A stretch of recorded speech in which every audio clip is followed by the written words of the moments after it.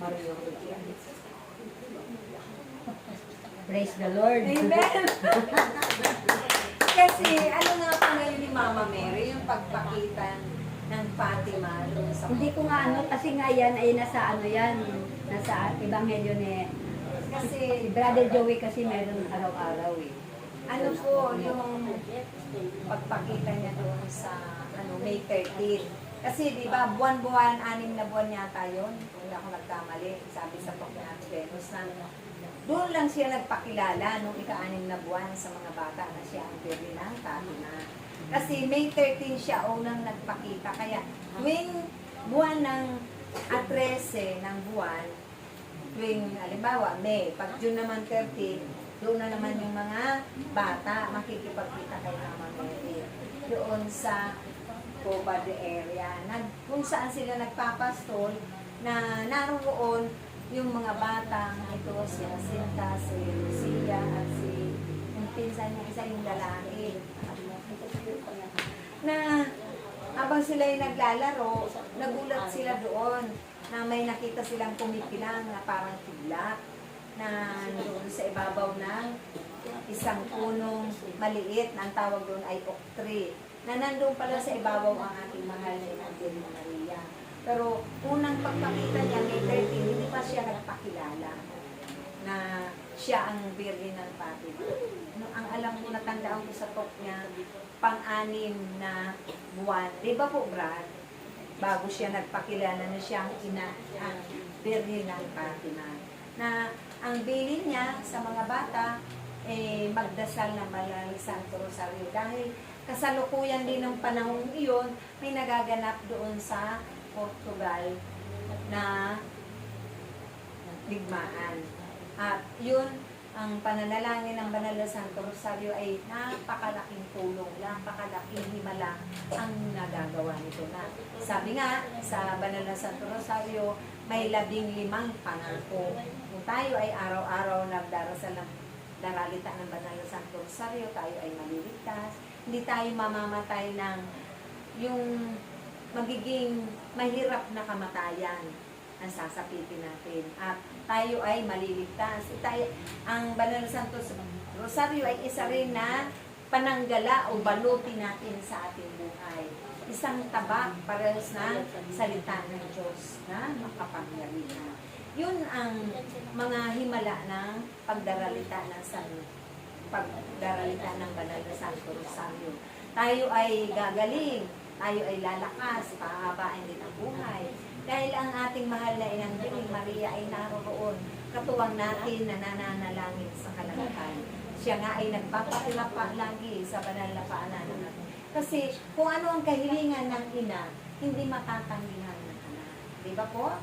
Dahil ganun kabuti ang ating Panginoon Jesucristo. Siya ay masunuring isang anak sa kanyang mahal na Inang Birhen Maria. Kaya pinalaki siya ng may banal na pagkatakot sa Diyos. Nandoon yung good moral character na ipinamulat sa kanya ng ating mahal na Inang Birhen Maria. At tunay na sa pamamagitan ng pagdaralita natin ng Banal na Santo Rosario, hindi lamang tayo maliligtas ang ating kaluluwa, ang ating mga buhay. Bagkus, mapupuno tayo ng grasya din, ng biyaya na nagmumula sa Diyos. Dahil napakalaking tulong at tutugunin din sa tamang oras at panahon yung ating mga kahilingan. Hindi tayo mabibigo. Ito, katulad nga nung na sabi na may labanan, may gera din na naganap sa isang nasyon na yung mga sundalo na ipinadala doon, na isang sundalo na bit-bit niya ang Santo Rosario niya, yung rosary, na hindi niya hinihiwalay sa katawan niya. Nung i-enkwentro na sila, nagkaroon na ng enkwentro ng kalaban nila, siya lang ang hindi natamaan. Di ba po? Kwento na yun. Alam niyo na po siguro yun. Sa lahat ng naroon na sundalo, siya lang ang hindi tinamaan ng baril. Kasi nga, inilihis na Mama Mary, yung bala na yun, imbis na papunta sa kanya, naalis na. Sa ibang lugar. Opo, tama. Hindi sa kanya. Katulad din ng ating Santo Papa. Alam natin yung kwento na 1981 na siya'y binaril. Di ba po? Pero yung bala na nakuha sa kanya, inilagay niya sa korona ng mahal na Inang Virgen Maria. Kasi isang pasasalamat niya sa mahal na ina.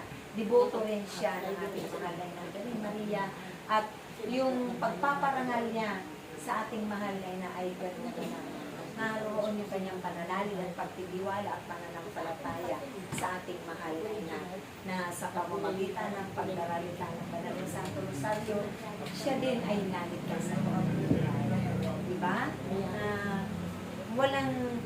Hindi siya natuluyan kahit tinamaan siya ng bala. Nakuha yun, naopera siya, at gumaling siya, pinagaling siya ng kanyang pananampalataya. Na dapat tayo din, gaano man ang dumarating, ang mararanasan natin, dumating din o dumarating sa ating mga suliranin, mga pagsubok sa buhay.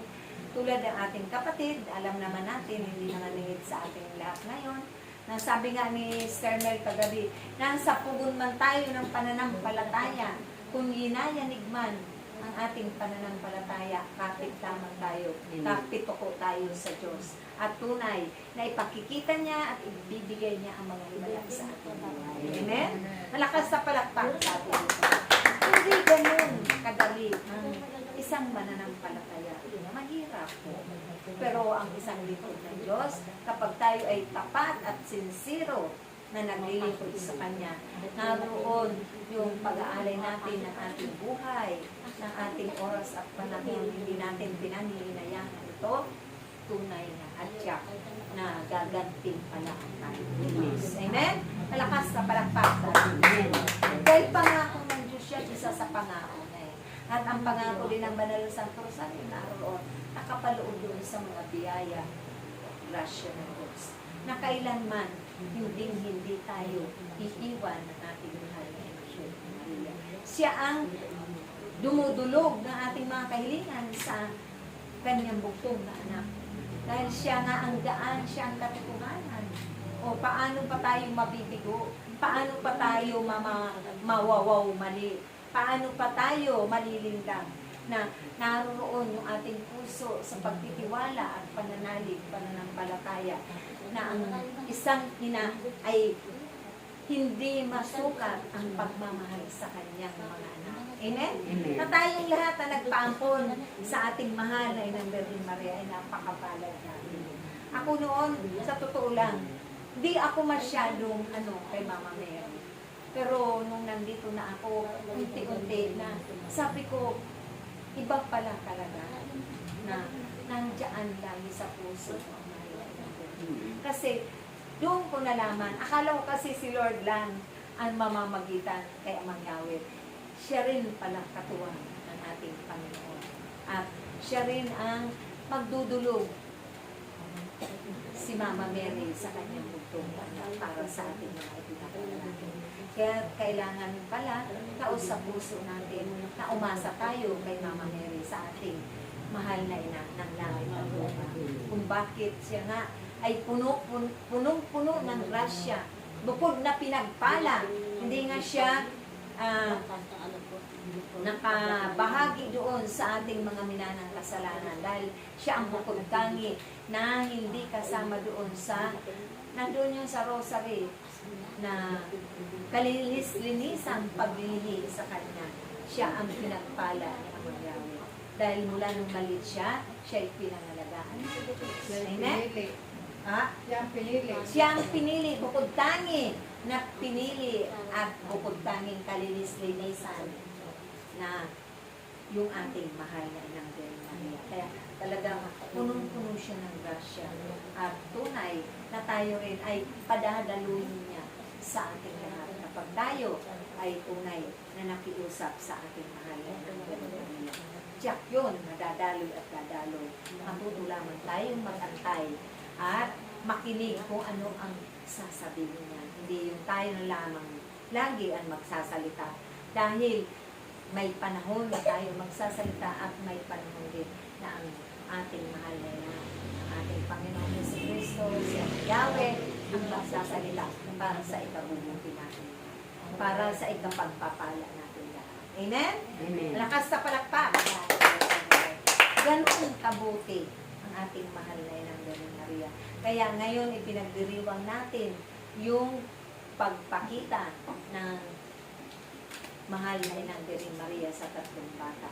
At tunay na mapapalad ang mga bata ito na kaya nga ang ating mga apo, mga anak ay lagi nating binibilinan at tinuturuan din na makapagdaralita ng banal na Santo Rosario. Dahil ito ang magiging kayamanan din nila.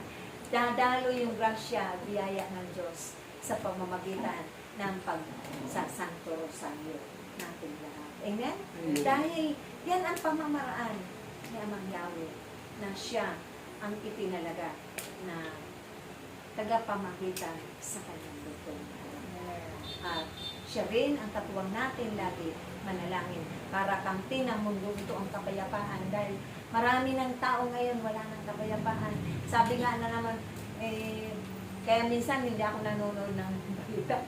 Sabi ko, Amang Yahweh, bahala ka na po dyan.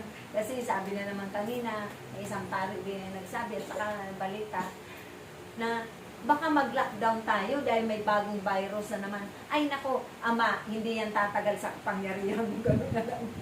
Diba? Kasi andoon yung ating pananalig at pananampalataya. Hindi yan makakapasok sa bansang Pilipinas. Ngayon, araw-araw pa kami nagpapalaya sa mga salok, ay wang ko lang. Walang imposible. Lahat ay posible. Mapangyayari mo yan, Amang Yahweh, at hindi yan magaganap na kami ay pahihirapan patulad ng COVID na nagdaan. Hindi na yan mangyayari, Ama. Inaangkin na namin yan na iyan ay malulusaw na sa pamamagitan ng iyong kapangyarihan. Dahil ang lahat ng yan ay narito na sa aming mga dila. At kapag kami ay sabay-sabay, sabi nyo nga po, mananalangin kami ng glosulaya, ang wika ng mga anghel, o di, malulusaw yan, hindi bukod sa init, apakainit, o bukod sa aming mga thanks na yan, o ay tatagal ba siya sa kapangyarihan ng Amang Yahweh? Siguro ko naman hindi tatagal. Diba po, na kung wala tayong pananampalataya, kung wala tayo dito sa community nito, wala tayong mga kaalam-alam sa mga bagay na yan. Isa na ako doon, at talagang sabi ko nga, Amang Yahweh, tunay na tunay aking pasasalamat sa iyo. Lagi ako nagpapasalamat sa iyo. Lagi akong humihingi ng kapatawaran dahil kami ay hindi pa man mamamatay. Lagi kami may nagkakasala ang aking mata, ang aking isip. Kalooban. Kasi minsan tao ka, minsan mapapasigaw ka. Mawawaw malik ka na. Mauudyokan ka. Na patulan mo yung hindi man dapat patulan. Pero nandyan yung kapatawaran lagi yan. Lagi tayong nililinis sa Amang Yahweh. Dahil tayo naman lahat ay mananampalataya. Kaya walang buwang ang masamang espiritu na siyang magibabaw sa bawat narito. Sa pinamamahalaan ni Amang Yahweh. Na tayong lahat pinamamahalaan niya. Siya ang boss natin eh. Oh, sino ba ang mas big boss pa sa lahat? Wala na. Diba pa? Oh, wala nang pinaka-big boss. Yan ang pinaka-big boss sa sanglibutan ito. Wala na tayong hahanapin pa. Wala na tayong tatanong pa sa kanya. Oh, paano ba ito, Ama? Tatanungin na lang natin kung paano po, Ama? Turuan niyo po kami, gabayan, pangunahan niyo kami. Diba po? Oh, ay sarap. Kasi talagang sabi niya, ibinuhos niya na nga sa community ito. O, ano pa ba? Binuhos na. O, ibinuhos niya na eh. Eh, sabi nga, daragdagan niya pa ang ating mga kapangyarihan. Kanina, inulit ni brother, o, di ba? Eh, nung natandaan ko, ako na message ko niya. Dadagdagan ko pa ang inyong mga kapangyarihan. Dahil, siyempre may kalaban. Hindi naman natin kalaban si Kernel. Si Mami. Siyempre, yung Tao rin masama ang gagamitin. at tao rin, tayo rin, mga kapwa, bawat isa sa atin ay magagamit. Huwag lamang tayo pagagamit. Pagagamit tayo doon sa mabuti. Amen. Sabi nga, maging matalino ang isang lingkod ng Diyos. I-discernment din natin kung ito ba ay mabuti, kung ito ay masama. Alam na natin kung saan nagmumula ang mabuti at ang masama. So yun lamang po. Salamat. Wala na, hallelujah. Hallelujah! Ako na anak ito.